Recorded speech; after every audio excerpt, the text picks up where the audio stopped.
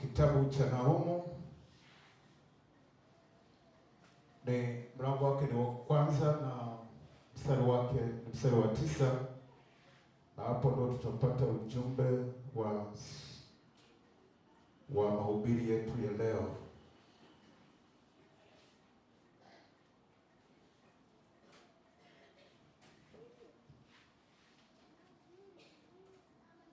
Kitabu cha Nahumu mlango wa kwanza na mstari wake wa 9, neno la Mungu linasema, mnawaza nini juu ya Bwana? Yeye atakomesha kabisa mateso, hayatainuka mara ya pili. Naomba nirudie mstari huu. Kwa hiyo kichwa cha somo, mnawaza nini juu ya Bwana? Anasema mnawaza nini juu ya Bwana? Yeye atakomesha kabisa mateso, hayatainuka mara ya pili. Haleluya. Hili ni swali ambalo kila mmoja, mimi, wewe, linakuuliza kwamba unawaza nini juu ya Bwana. Maneno haya yalipita katika kinywa cha nabii Nahumu.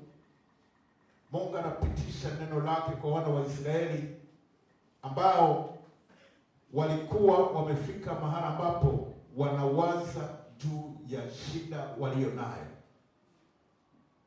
wakasahau kuwaza habari za Mungu, wakasahau kuwaza kazi za Mungu. Matokeo yake wakawa wanawaza shida walizo nazo. Kumbuka, wana wa Israeli walikuwa wanakabiliwa na changamoto ya kuvamiwa na watu wa Ashuru au Ninawi. Na watu hawa Ninawi walikuwa wamepanga mambo mabaya kuangamiza ili taifa la Israeli.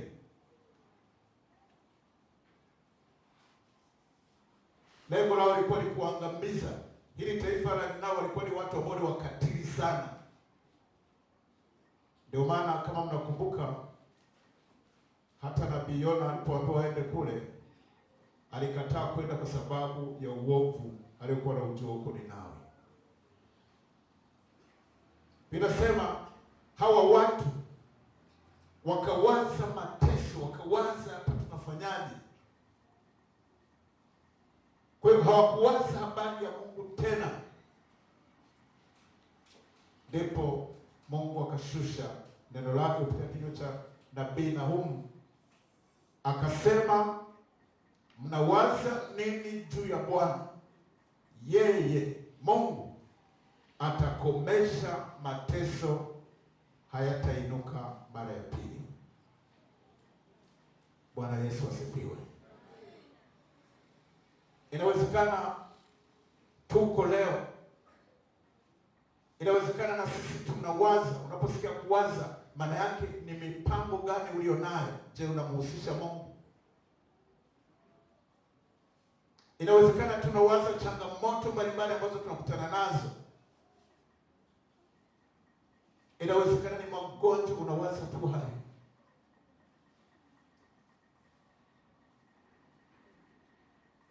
Lakini Mungu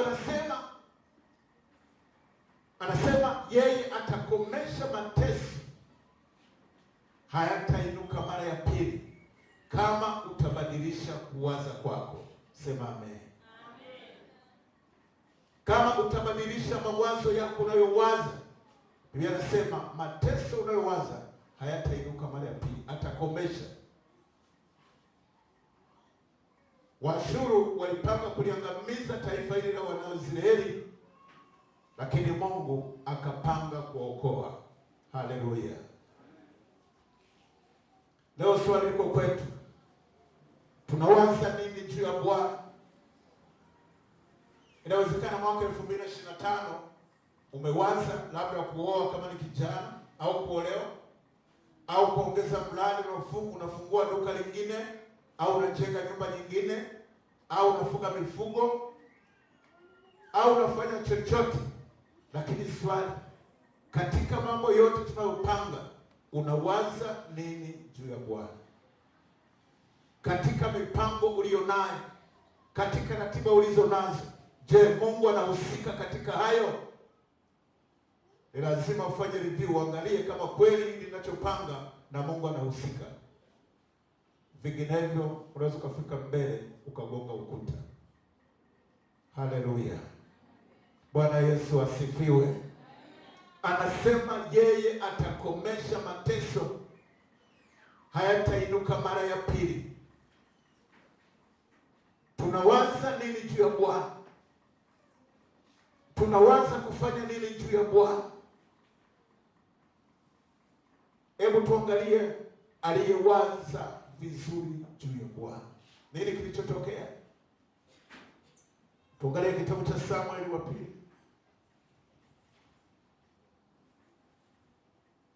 Kitabu cha Samueli wa pili, mlango wa 7.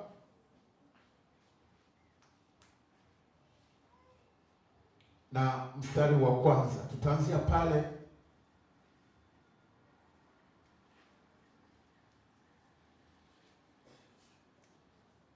Naomba nisome kuanzia mstari wa kwanza, Samueli wa pili, mlango wa 7 na mstari wa kwanza na kuendelea. Nasema, ikawa mfalme alipokuwa akikaa katika nyumba yake, hapo Bwana alipomstarehesha asiudhiwe na adui zake waliomzunguka pande zote.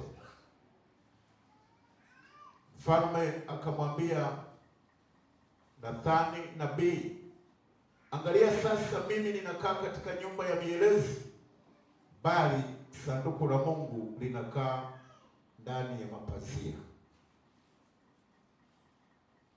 Nathani akamwambia mfalme, haya, fanya yote yaliyomo moyoni mwako, maana Bwana yu pamoja na wewe.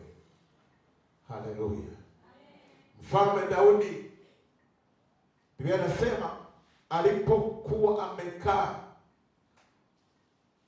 amestareheshwa na Mungu. Manake Mungu amempa amani, amempa utulivu, yuko ikulu. Akaanza kuwaza, akasema, mimi ninakaa katika nyumba ya mielezi, lakini Bwana amenilinda na maadui. Akasema, akamwita nabii Nathani, akasema, angalia, mimi nakaa katika nyumba ya mielezi. Mielezi ilikuwa ni vitu vya thamani kipindi kile.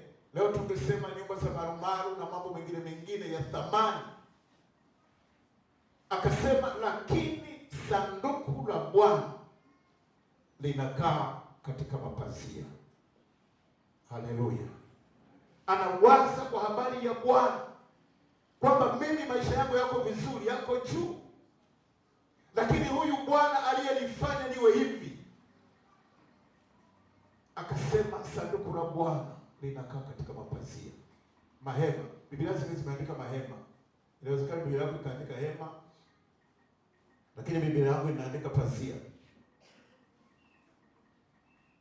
Daudi anawaza mahali ambapo Mungu alimtoa.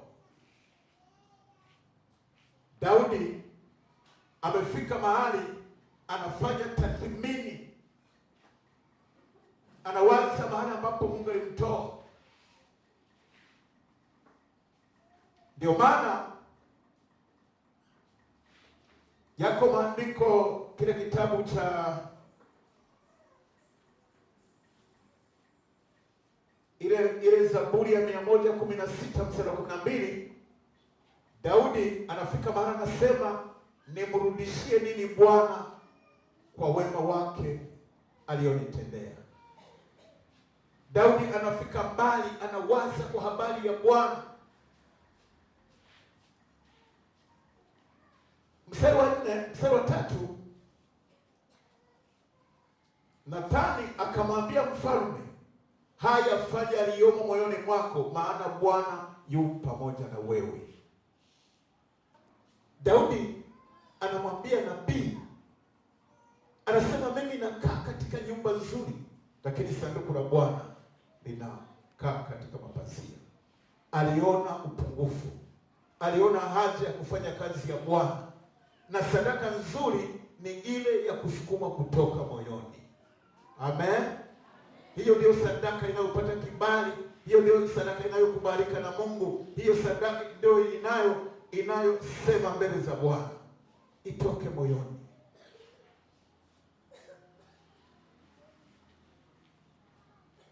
Binasema mstari wa 4, ikawa usiku huo huo neno la Bwana likamfikia Nathani kusema, katika mawazo yale amemwita nabii, Mungu usiku huo akatuma ujumbe. Haleluya! Anatuma ujumbe, anasema, enenda ukamwambia mtumishi wangu Daudi, Bwana asema hivi, je, wewe utanijengea nyumba nikae ndani yake? Ndio ilikuwa swali, kwamba kweli Daudi, wewe utanijengea nyumba nikae ndani yake? Ukisoma Biblia mahali pengine nasema duniani ni sehemu ya kufanya nini? Ya kuwekea nini? Miguu. Utamjengea nyumba ipi? Anauliza, anasema, wewe Daudi kweli umedhamiria kunijengea nyumba? Mstari wa 6 anasema, kwa maana mimi sikukaa ndani ya nyumba tangu siku ile niliyowatoa wana wa Israeli katika Misri hata leo, lakini nimekaa katika hema na maskani. Mahali mote nilimokwenda na wana wa Israeli wote, je, nimesema neno lolote na mtu yoyote wa waamuzi wa Israeli nilimwagiza kuwalisha watu wangu Israeli, nikisema, mbona hamkunijengea nyumba ya mierezi? Mstari wa 8 anasema, basi sasa mwambie mtumishi wangu Daudi maneno haya, Bwana wa majeshi asema hivi, nalikutwaa katika zizi la kondoo, katika kuandama kondoo, ili uwe mkuu juu ya watu wangu, juu ya Israeli. Nami nimekuwa pamoja nawe kila ulikokwenda, na kuwakatalia mbali adui zako wote mbele yako, nami nitakufanyia jina kuu kama jina la wakuu walioko duniani. Bwana Yesu asifiwe. Mstari huu unaanza kutoa baraka. Mungu anamwambia Daudi kwa mawazo haya, kwa kukumbuka yale ambayo nilitenda, kwa sababu nimekutoa wewe. Ulikuwa ni mchunga wanyama, mchunga kondoo, unafukuza wanyama. Watu wanaochunga wanyama wanakaa porini. nimekutoa, nimekuwa pamoja na wewe, nimekulinda mambo mengi mpaka umekuja kuwa mfalme. Anasema kwa mawazo haya, anasema basi nitakufanyia jina kuu kama jina la wakuu walioko duniani. Haleluya. Nataka nikwambie wewe unisikiza leo kwamba Mungu akiinua jina lako hautabaki hivyo ulivyo. Kama wewe ni fundi cherehani, maana yake jina lako litainuliwa. Hata watu walioko Dar es Salaam watashona nguo kwako. Wakati mwingine itainuliwa mpaka watu walioko Ulaya wataagiza nguo kwako. Lakini jina kama liko chini, maana yake ni kwamba unaweza kuwa wafundi, hata jirani yako asijue kama wewe ni fundi. Haleluya. Mungu anamwambia Daudi, nitaliinua jina lako miongoni mwa majina makuu. Maana yake utajulikana. Kama wewe ni fundi cherehani watakujua, kama wewe ni nani, maana yake hata kama wewe ni mtumishi. Unaweza kila wakati wanachagua watu wengine kwenda kwenye semina, wewe unaacho. Haleluya. Bwana Yesu asifiwe. Bwana Yesu asifiwe. Anasema nitalinua jina lako kuwa kuu miongoni mwa majina. Tamani jina lako liinuliwe na Bwana. Haleluya. Baada ya mawazo tu, Daudi hajaanza kujenga. Anawaza tu kumjengea Bwana, anawaza tu kwamba kwa nini mimi niwe hivi? Lakini sanduku la Bwana linakaa katika mapazia. Kwa nini iwe hivi? Mungu akasema kwa mawazo haya nitaliinua jina lako miongoni mwa majina makuu duniani. Haleluya. Tuone baraka ya pili.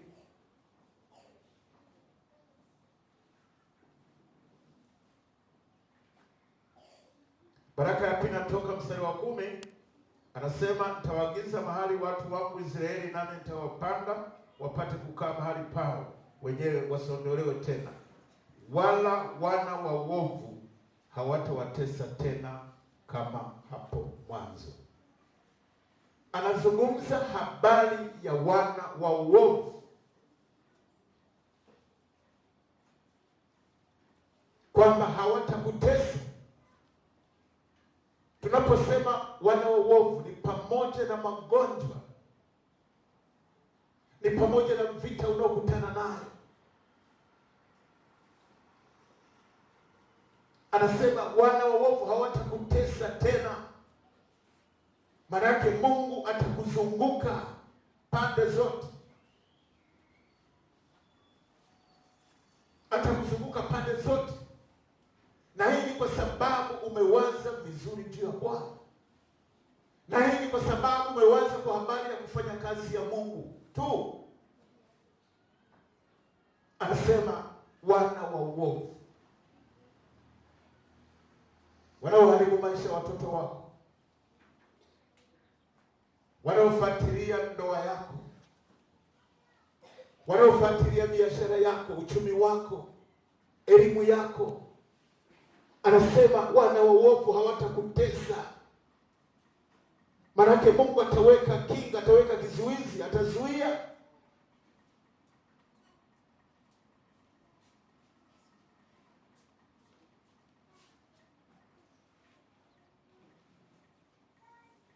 Lakini ahadi ya tatu baada ya kuwaza tu, Mungu anasema atakustarehesha mbele ya maadui. Haleluya. Maadui wanaweza kawa wanakaa vikao, lakini kila siku wanakuona wewe unadunda. Amen. Binasema Mungu atakustarehesha. Anasema nitakustarehesha mbele ya maadui zako. Wanakaa wanawazi. Inawezekana kuna watu Wachawi walikuwa wamesema mwaka 2024 usingevuka, lakini leo uko hai. Hebu mpigie Bwana makofi. Haleluya. Wanapanga vikao, wanapanga kuchimba mashimo, lakini bado Mungu anakutetea. Wanasema wewe utaolewa, lakini wanashuhudia wanapelekewa kadi.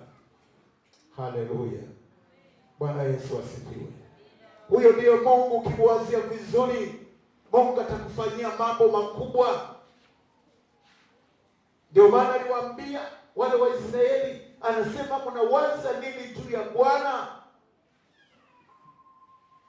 Anasema Bwana atakomesha mateso, hayataweza kuinuka mara ya pili.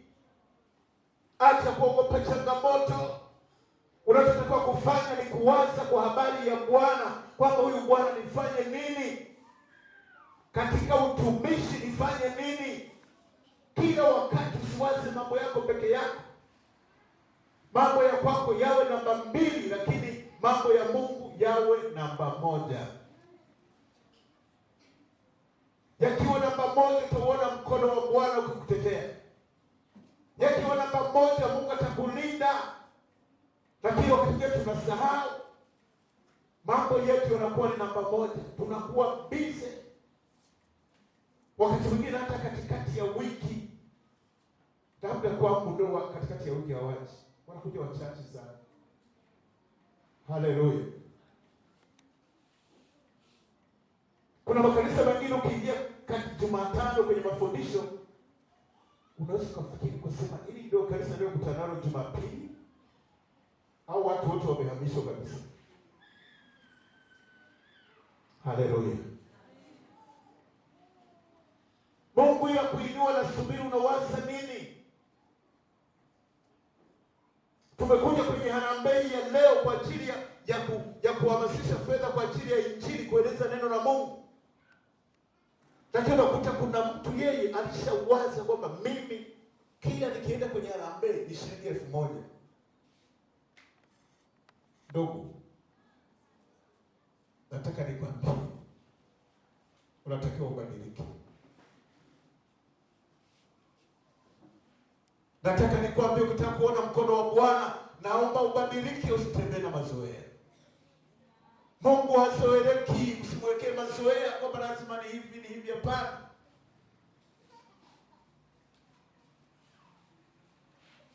Mambo mengi yanapotangazwa, omba Mungu, mwambie Mungu, ninaomba unitetee katika jambo hili. Naomba ufungue mlango ili katika baraka hizi na mimi niwemo.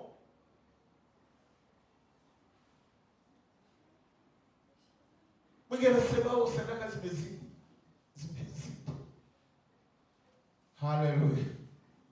Mtu mmoja aliwahi kwenda hospitali. Wanasema akawekewa mipira, akapewa ile mashine ya kusaidia kupumua gesi, oksijeni, akawekewa. Akakaa kwenye oksijeni muda wa siku 3. Wakamwambia gharama yake ni shilingi 500,000. Yule baba akaanza kulia. Walipomwambia gharama ya oksijeni ni shilingi 500,000, akaanza kulia. Alipokuwa analia, akalia machozi mengi ya kutosha kabisa. Yule mganga aliyeleta bili anamuuliza, kwa nini baba unalia? Unalia kwa sababu hela ni nyingi au? Anaendelea kulia. Akasema, hapana, mimi silii kwa sababu pesa ni nyingi. Hapana. Kinachoniliza ni kwamba kama kusaidiwa na hiyo oksijeni kwa muda wa siku 3 naambiwa 500,000. Je, huyu Mungu ambaye ameniwezesha na nipo kupumua kwa umri huu ambao ninao, nimempa kitu gani? Haleluya. Mbona sijamtolea hata hiyo hela? akaanza kulia. Maana yake nini? Anawaza mahali ambapo Mungu alimtoa, amefanya nini kwa ajili ya Bwana. Ndio maana Daudi anasema nimrudishie nini Bwana kwa wema wake alionitendea. Niliongea na shehe mmoja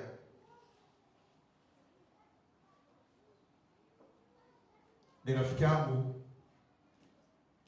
akaniambia mara nyingi watu hatujajua kumshukuru Mungu.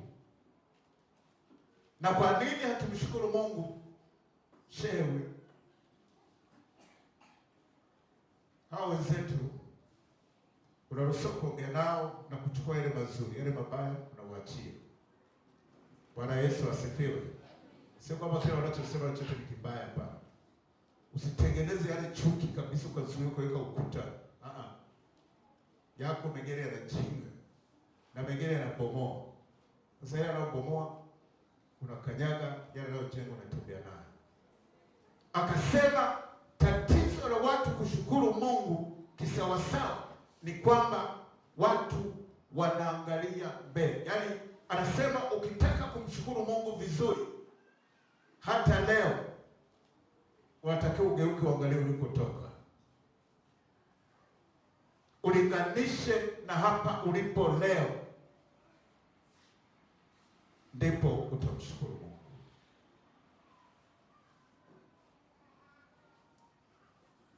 Uangalie ulikotoka na ulinganishe ulipo leo, ndipo utasema Mungu ninakushukuru.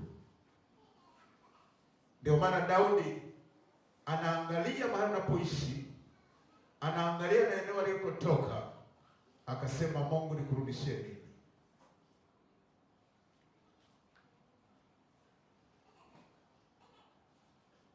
Yamkini ulipotoka kijijini haukuwa hata ulifika unapanga nyumba, tena chumba hiki kimoja.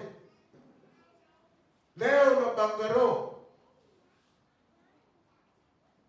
Kwa hiyo ili kumshukuru maana yake ni kuangalia kutoka, na hapo ulipofikia ndipo utasema Mungu umefanya mambo makubwa katika maisha yako.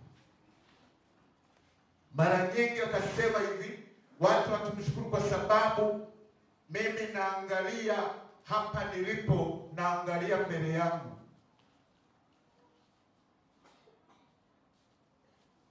Kwa mfano, nimekuja na kagari hapa.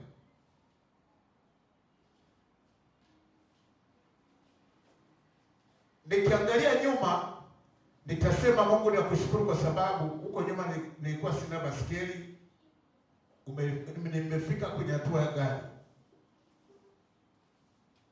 Nikiangalia mbele yangu kuna gari zinauzwa mpaka milioni 100. Kwa hiyo mimi nitaona hiyo sio gari. Mnanielewa? Kwa hiyo ukiangalia mbele utaona hata ile nyumba unayoishi kwamba sio nyumba. Maana utaona kuna magorofa na magorofa, watu wanajenga nyumba za ajabu kabisa duniani. Kwa hiyo huwezi kumshukuru Mungu kwa sababu utakuwa unaangalia mbele. Kila ukiangalia mbele unaona wanaokuzidi. Una digrii yako ya elimu, ukiangalia mbele yako kuna madokta wako mbele yako, utashindwa kumshukuru Mungu. Tunaongea na shehe ananieleza mambo haya, nikasema ni kweli. Ukiangalia mbele yako hata siku moja hicho ulicho nacho hata ile leo utaiona ni ndogo. Utaona haitoshi. Lakini ukigeuka ukaangalia huku ulikotoka, utasema kweli Mungu umefanya mambo makubwa. Bwana Yesu asifiwe. Bwana Yesu asifiwe. Amen. Tunapaswa kumshukuru Mungu kila wakati. Kila wakati anatenda mambo makubwa. Tunawaza nini juu ya Bwana?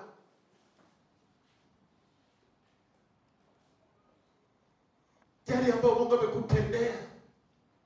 Amekutendea mangapi? Amekuvusha mangapi? Leo upo, wengine hawapo. Lazima ufike mahali useme Mungu ninakushukuru kwa hili. Siku moja nikaenda kwenye harambee mwaka 2017, tulikuwa Mpanda, nikapangiwa kanisa moja kule maeneo ya Katumba kule.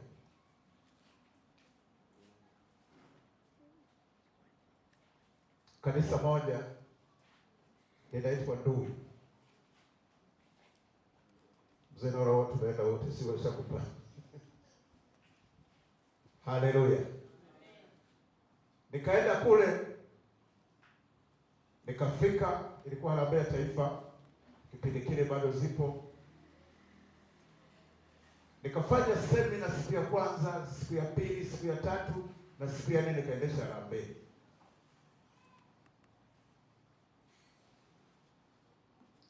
Nilianza siku ya Alhamisi, nikaendesha semina. Siku ya Ijumaa nikaambia hii siku ya Ijumaa ni siku maalum kwa ajili ya maombi. Tunashinda mbele za Bwana kuanzia asubuhi. Na nikaambia kila mwenye tatizo, mwenye shida yoyote, kama kuna mgonjwa huko nyumbani, yuko wapi, mlete nguo zake. Siku ya Ijumaa itakuwa ni siku maalum ya kuombea. Basi siku ya Ijumaa ilipofika, tukaendesha semina, tukashinda kwenye maombi na zikaletwa nguo nyingi, tukaziombea, na wale wenye shida wale kuwepo wakaja tukaombea, wakatawanyika, wakarudi nyumbani. Siku ya Jumamosi tukaendelea, siku ya Jumapili tukaendelea na harambee yenyewe. Bwana Yesu asifiwe. Wakati naendelea, tukaendelea, watu waliotoa mifugo, waliotoa nini, kila mmoja tukamaliza.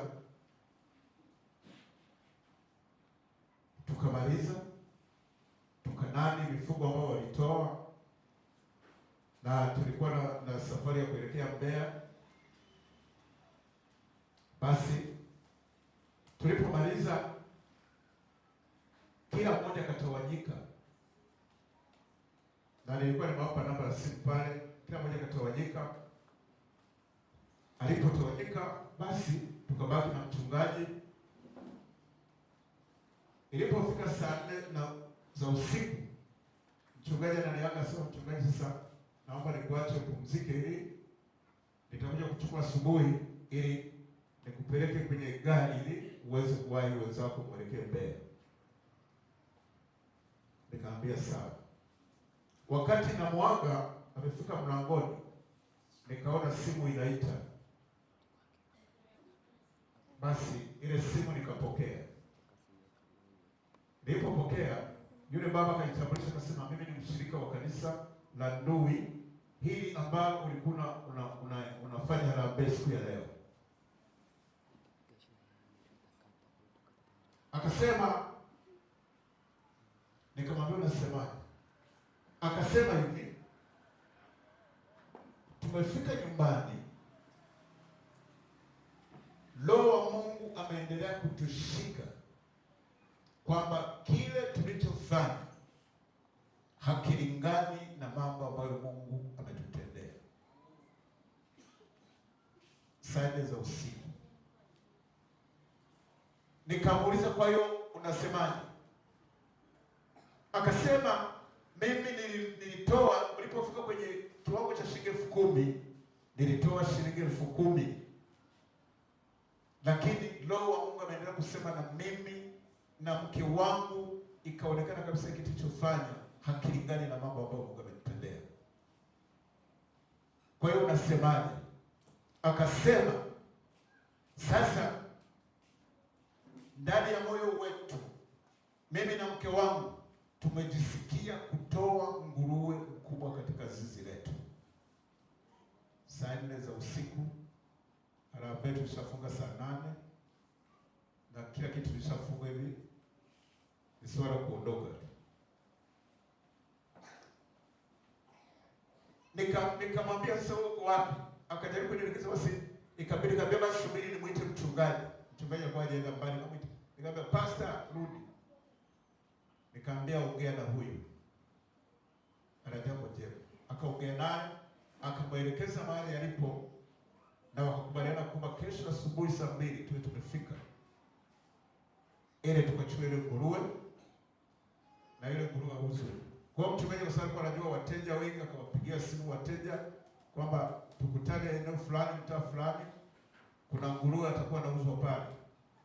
Asubuhi saa 2 tukafika pale na mchungaji.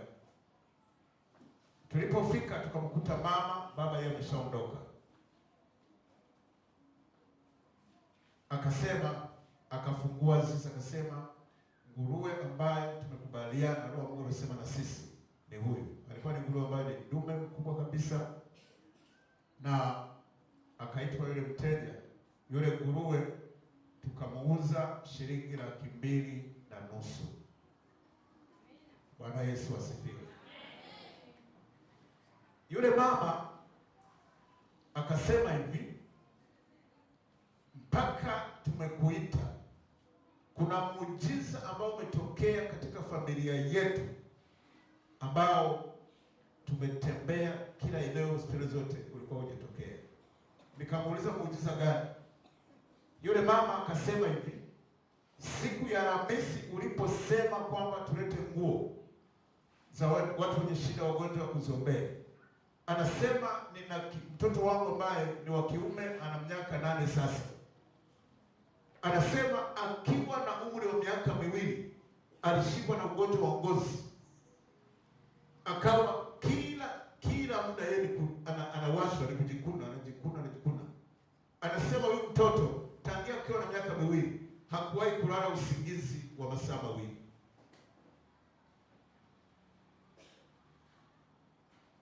Maana yake yeye muda wote akila sana nusu saa, saa 1 nimeshamwasha na kujikuna.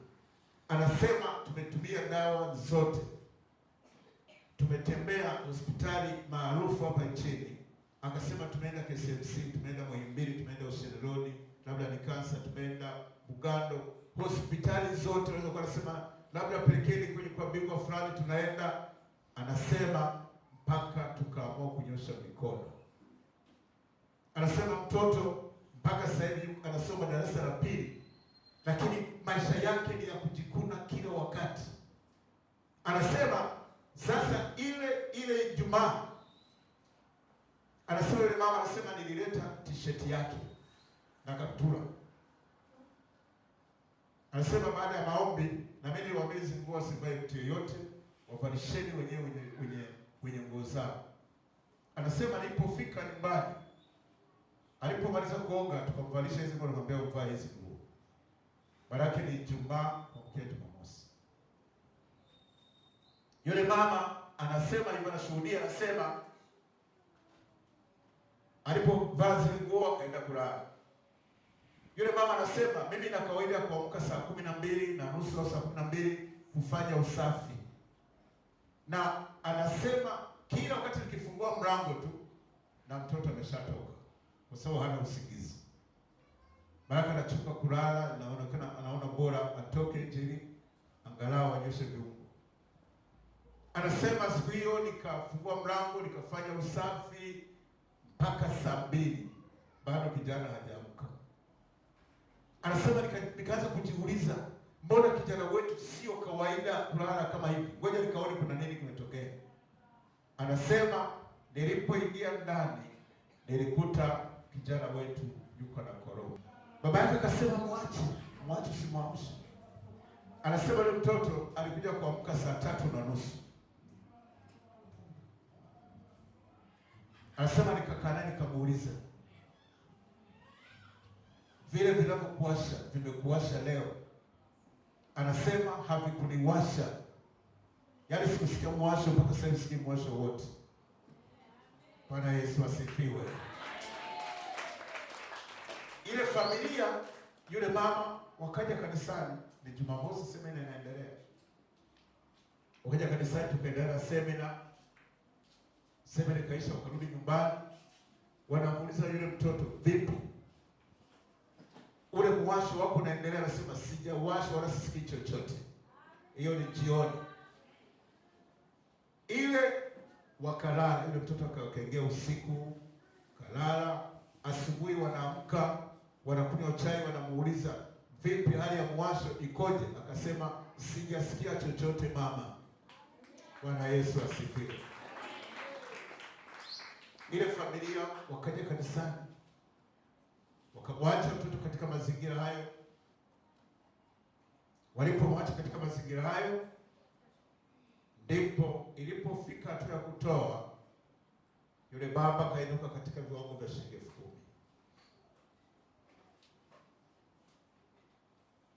Waliporudi nyumbani, wanakuta mazingira ni yale yale, ni amani, hakuna miwasho chochote, hakuna kinachoendelea. Ndipo Roho wa Mungu akasema nao, hiki ulichokifanya hakilingani na kile ambacho Mungu ametenda. Bwana Yesu asifiwe. Hiyo ndio historia kuitwa saa 4 za usiku. Bwana Yesu asifiwe. Na mpaka sasa yule kijana hakuwahi kuugua tena. Yale maupele yaliishia pale pale. Yaani Mungu akamponya. Yule mama anasema tumeshangaa kwa sababu tumeshaenda hospitali zote na tumeshapoteza hela nyingi. Haleluya. Bwana Yesu asifiwe. Nataka nikwambie kwamba ukiwaza juu ya Bwana, Mungu atafanya